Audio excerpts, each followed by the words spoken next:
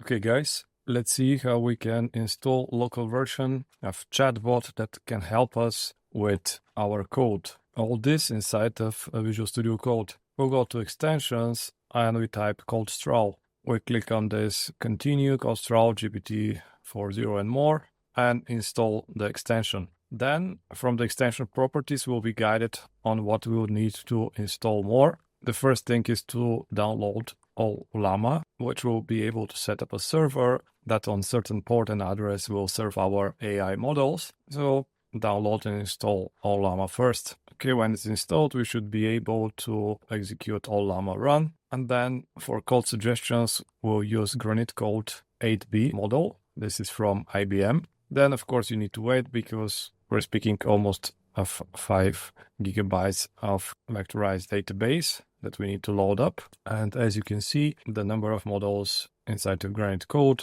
are being trained with very powerful NVIDIA GPU cards. And when the configuration is ready, you should be able to use the continue extension. Now for the privacy, you can open up configuration of continue. You can just type Control P and then type config JSON. And here we need to add to our models, our newly created model. So here I've added Granite Code and its name, as well as filling the provider as Ollama. One more thing, if you like the extension not to send telemetry and to work mostly offline, you can set up allow anonymous telemetry parameter to false. All right, when finished with this, let's take a look on how we can work with the extension. So let's say that I have one file here and basically I would like to improve part of it. I'll just replace one constant with var. I can select those 2 lines, let's say, and click on Control L. This will automatically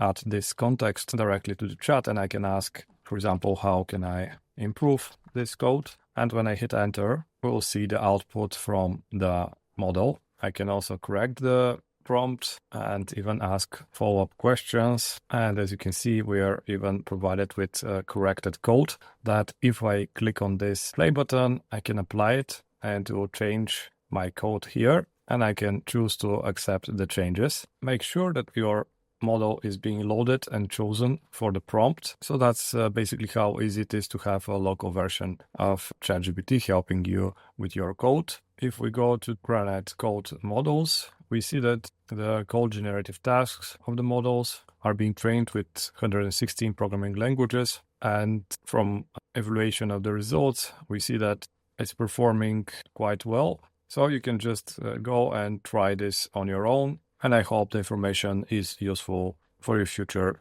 coding experiments.